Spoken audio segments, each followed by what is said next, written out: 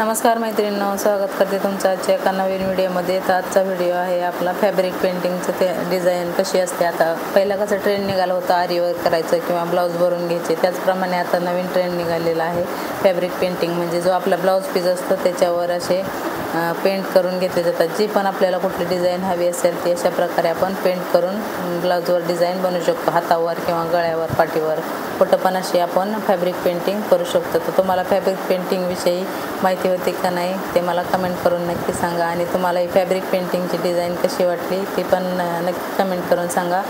आणि चॅनलवर नवीन असाल तर चॅनलला सबस्क्राईब नक्की करा।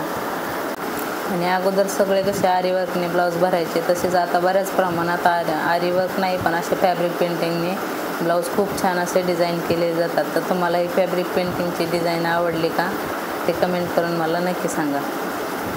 Thank you, thanks for watching.